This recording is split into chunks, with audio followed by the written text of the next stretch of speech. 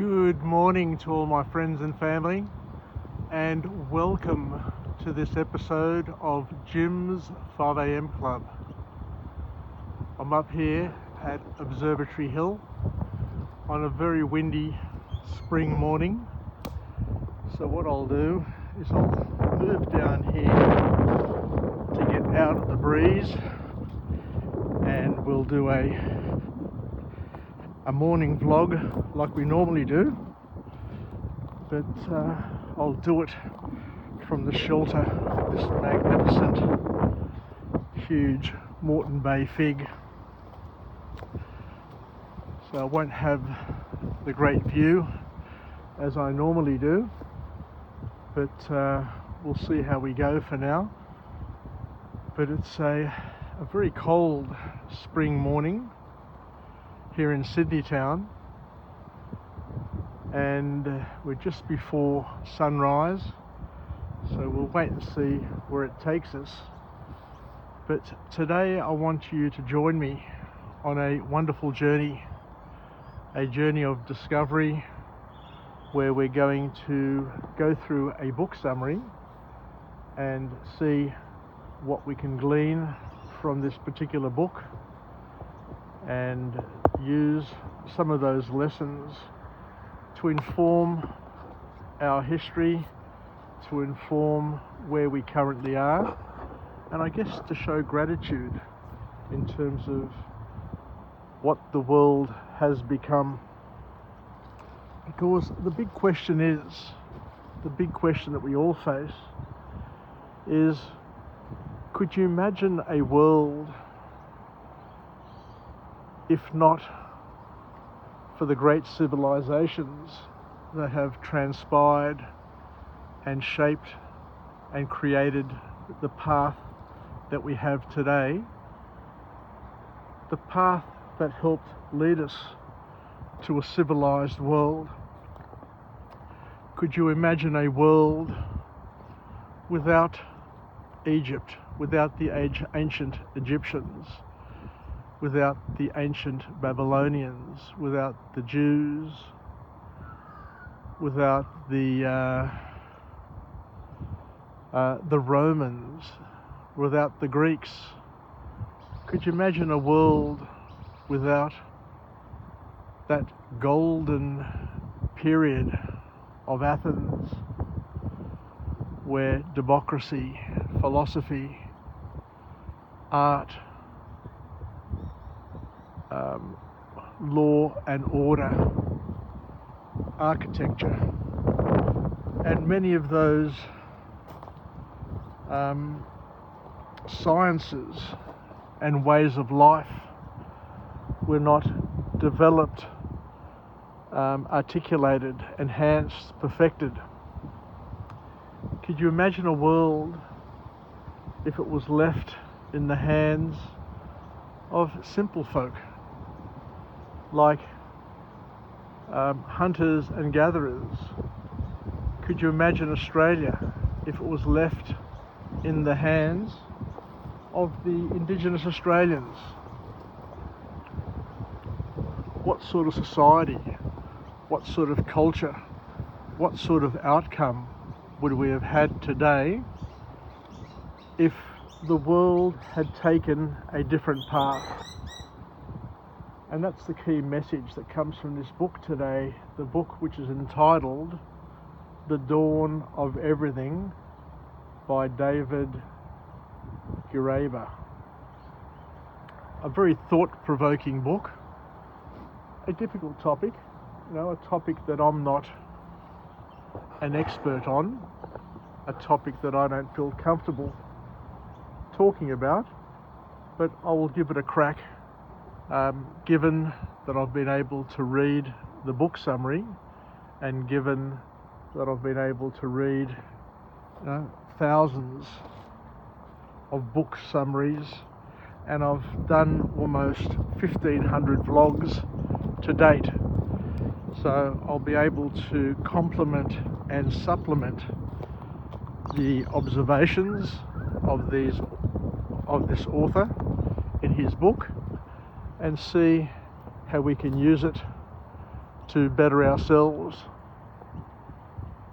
So the dawn of everything, how appropriate to be up here at Observatory Hill and talking about the evolution of societies across the world, knowing that at some point in time this very land here would have been occupied and lived on by Indigenous Australians for many years, and knowing also that Australia has been transformed by the many settlers, the many migrants who have come here to work, contribute and add colour and culture to this country that was a wilderness, a cultural and spiritual wilderness at some point in time. I'm not saying that the Indigenous Australians who were here for 60,000 years or more didn't have a culture or didn't have a spiritual sort of background. What I'm suggesting is that the hunters and gatherers that were here could not have developed this country into what we have today, because the hunter and gatherer model only functions on limited numbers of people who are nomads, who move from place to place and basically live off the land, live off the natural resources of the country or the nation that they inhabit. So the big question, the big what if that we all have to try and consider is, what would the world have looked like if we had taken a different path for our species? What if the Greeks were conquered by Persia, or if Greece was continually oppressed by other warring nations? What if the great cultures of the past never got off the ground and all we had was simple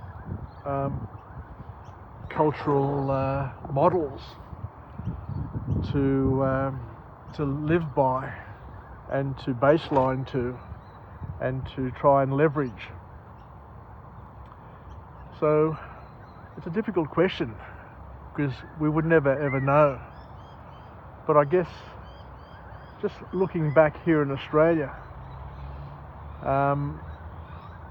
if the Indigenous Australians who had different languages, different sort of regions that they occupied, a decentralized living lifestyle system, I don't think that it could possibly have been able to, as I mentioned before, generate the greatness that this nation now exudes.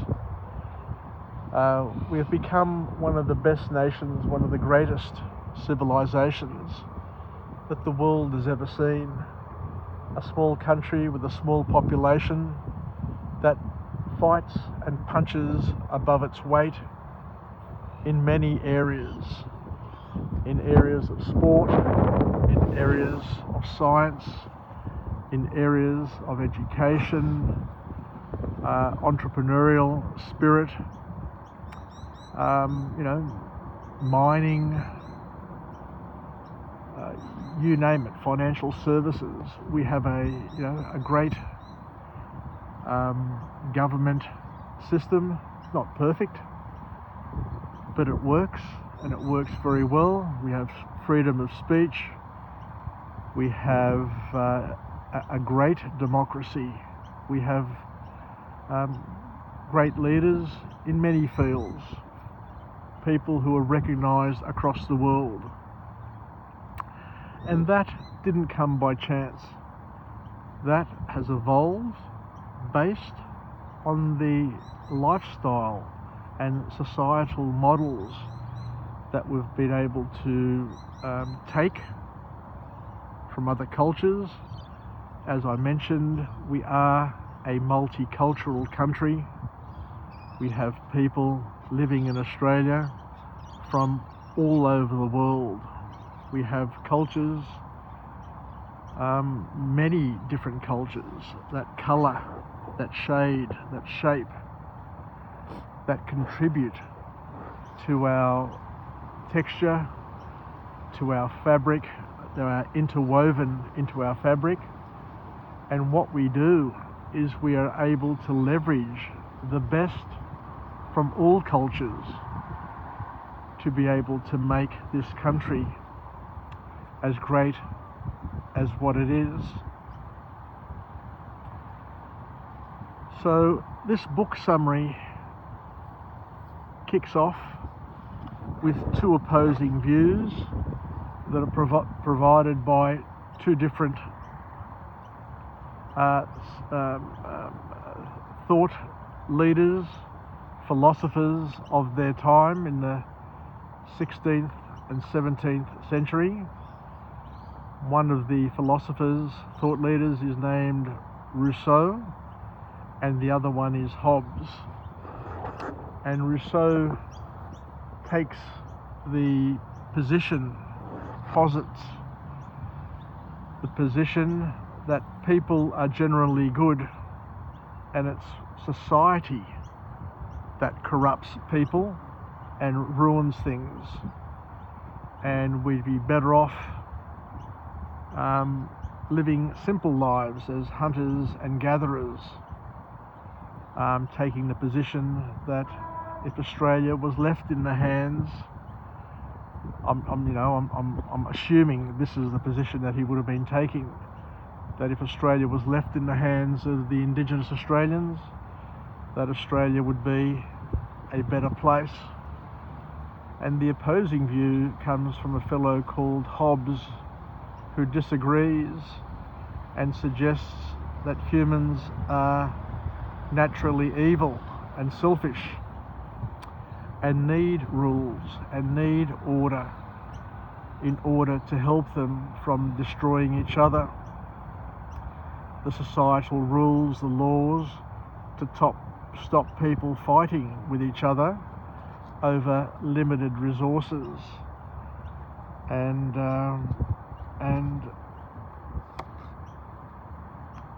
all of the issues that come from living in a world of scarcity. I guess it's a difficult sort of topic to toy with and to think about. But if you look across the Indigenous population in Australia, you do see that there are issues with that model. Some people say that those issues are created by society, by alcohol, by drugs that were brought by the first settlers, and other people suggest that those issues may be cultural issues that have always been part of the Indigenous culture, and are not things that have been caused by society, but are just reflected. The society reflects what problems were already there. So let's move along and see what else we can take from this book. And the author says that the great cultures of the past didn't happen linearly. They just didn't happen in a straight line, one step after the other, but they developed in a particular step function. I remember many years ago speaking with my uncle Angelo Kathriptakis, who has now passed away, and he talked to me He was a scientist, a mathematician. He was a brilliant mind. He was a thought leader in many areas and a great person to talk with, to debate with. And he had so many interesting and beautiful views on life. And he said that, James, no, we don't age in a linear way. We age in a step function. You know, you're 30 for many, many years of your life, then all of a sudden you wake up one day and you're 70, or you feel 70. And one thing that I've learnt now that I'm 62 is I'm kind of agreeing with what he's saying, because you know, I've felt young and strong for many years. But there are days where you get up and you do feel your age, and it just doesn't just creep up on you day by day. It just happens in a blink of an eye.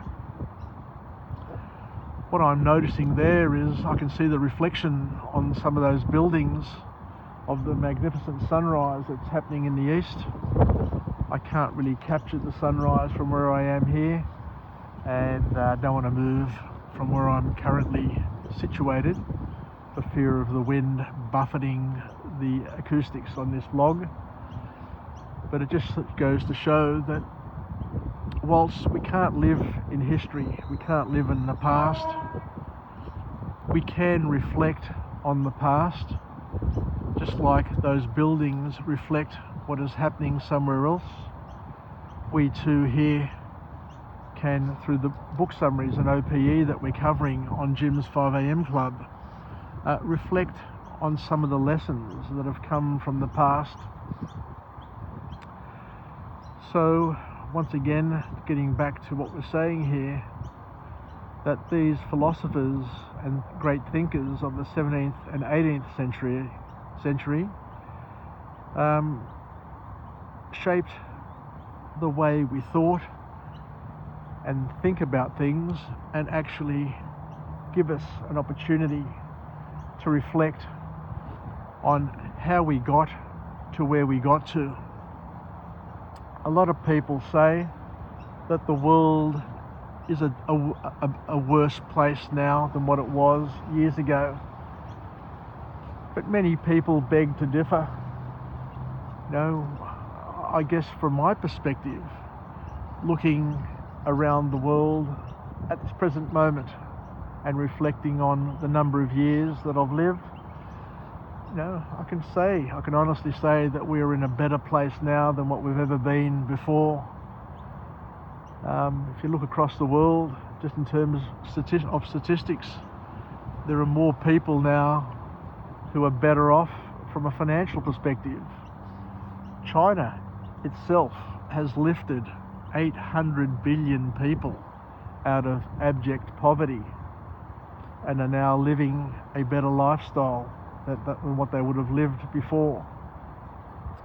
You and I are able to work and to earn income and to have access to the internet and instant messaging and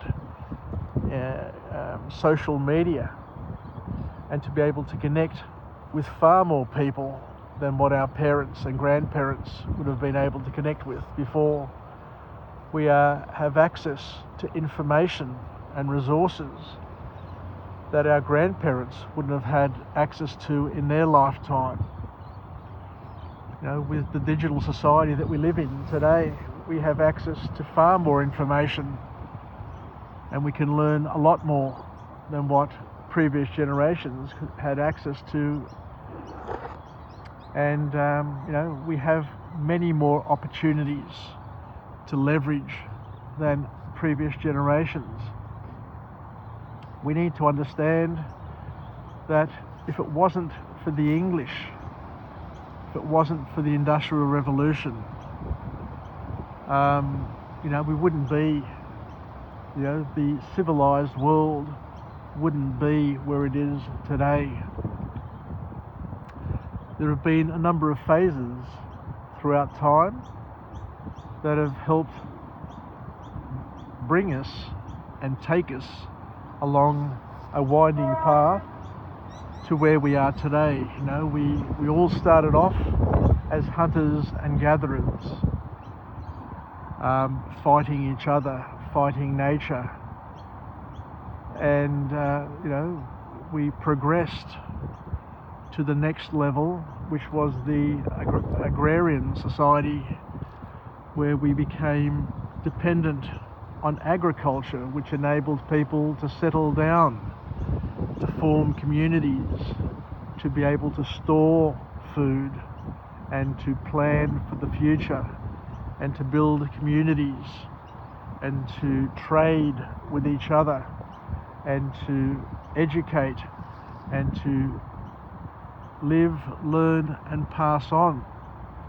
And then from there we moved on to the industrial age via the Industrial Revolution, where we were able to move people into cities and form schools and hospitals and educational institutions and factories and specialise and do all of those sorts of things, and travel.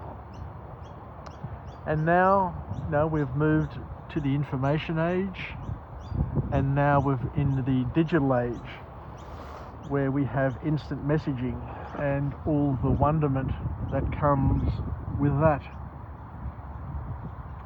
But all of that has come at a price, and we needed to pay a certain price along the way in order to receive, I guess, the fruits that we're enjoying today.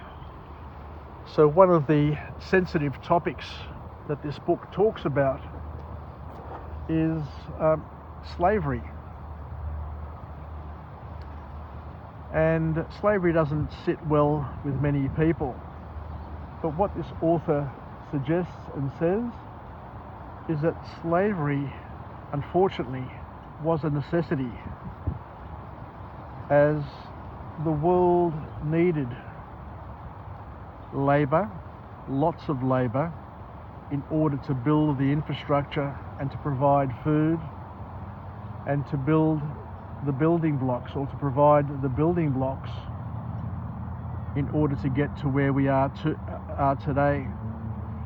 And on reflection, back in the 15th century, the author tells us here, we had the Black Death, the plague, that killed a third of the population, and there was a massive shortage of labour,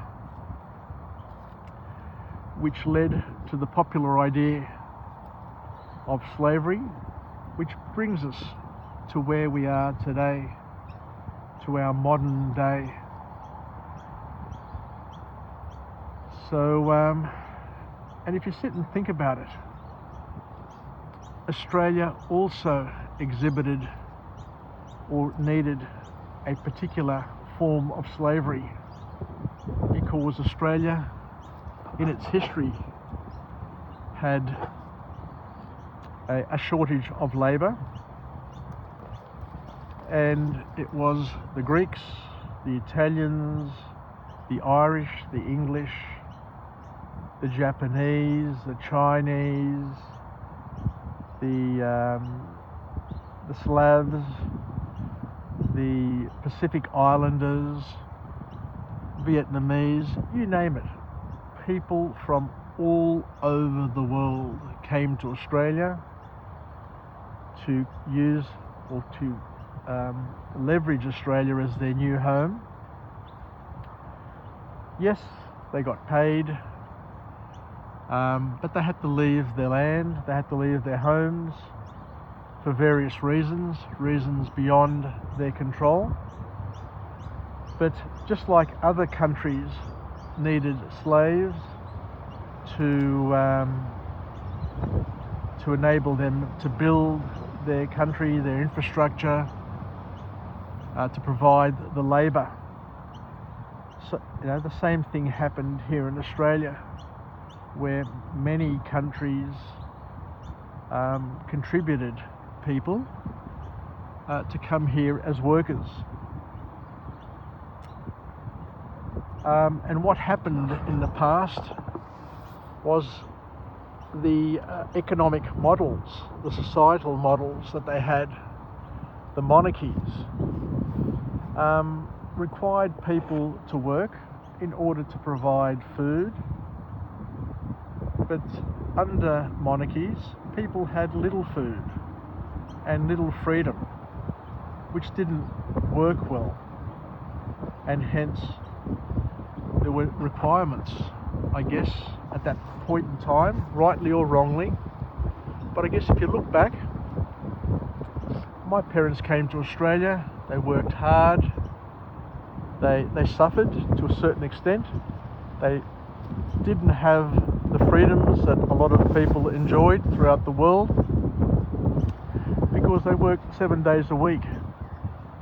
But that sacrifice that they made led to a better life for me, my children, and hopefully future generations. Most of the migrants that came to Australia worked hard, worked long hours, didn't enjoy the fruits of those labours until later in life. And similarly, one could argue that the early slaves were the backbone, were the martyrs that had to happen, had to take place in order for society to expand and to grow and to develop, but also for their children and their children's children to reap the rewards and the fruits of that labour later on in life, because it was a necessary evil which led to better life and arguably better freedoms for everybody. So the third point that comes from this author is that the monarchies, the early kings, had three key principles that they needed to abide by. They needed to control violence, and through violence they needed to control information, and they needed to use their individual charisma to lead and to generate and develop their societies, their countries, their nations. And they used and had to control violence through violence and punishment. They needed to control violence with reward. One of the most important things was to be able to keep order. And even the Indigenous Australians that lived in this country for the 60,000 years didn't quite live in harmony. They had limited resources, and they lived in harsh conditions. There was flood, there was drought, there would have been disease and issues amongst different tribes, different clans. It's just the way society is. But there were far fewer Indigenous people in Australia. Australia is a big, big country, and I think at its peak there would have been 500,000 people, Indigenous people, that lived in Australia, and there is absolutely no way that the hunter-gatherer model could have afforded to have 25, 30 or 100 million people. That just wouldn't have been able to happen. And if it wasn't for the English, there would have been somebody else to come to have taken over this country. God forbid what would have happened to the Indigenous people if China had discovered Australia before the English, or if other cultures had settled here. So going back to the monarchies, so they also needed to control information and spread propaganda to get people to believe how great the kings were and how great their country was. And the kings needed charisma to inspire, to look fierce, to look unbeatable and to be respected. So what we're saying here, looking back, and it's a difficult thing to say, but sometimes people need to I guess talk about things. And what the author here says is that slavery helped create the modern cities, the modern life, and the democracy that we enjoy today.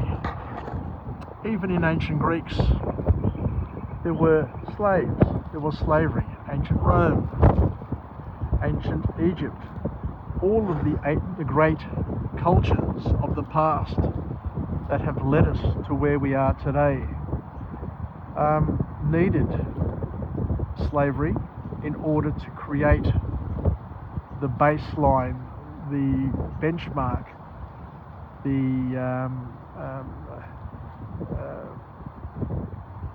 the fabric of where we are today in order to advance society. And I guess that's where I can leave it. Once again, a tricky topic, a topic where I'm not an authority, but a topic that I, on Jim's 5am Club, are happy to talk about. One of the things that I love doing is putting my hand down the hole and pulling out the snake, and talking about topics that people aren't comfortable talking about. But what I'm doing on Jim's 5am Club through these book summaries is I'm just reflecting on the OPE, the other people's experiences that they've been able to talk about, and talk about experiences that have come from different times, from great thinkers, from philosophers of the past, and to, I guess, talk about the fact that there are differences that have happened over time, and the fact that the issues that we've had in the past are no different to the issues that we have today. The things that we think about are no different to the things and challenges that previous people have had to think about. Anyway, thank you very much for joining me on this episode of Jim's 5am Club. I'll start heading off to work on this windy, cold spring morning. I wish you all the best, and may we continue to meet, to go on a journey of discovery and to see where it leads us, and to talk about topics that are difficult to talk about, but to be open-minded and to know that we need to think, we need to discuss, we need to interact in ways that help us grow and develop. Anyway, take care everybody. Yassas, Jim's 5am Club on this very windy, cold spring day. Have a great day, and we'll chat again. Bye for now.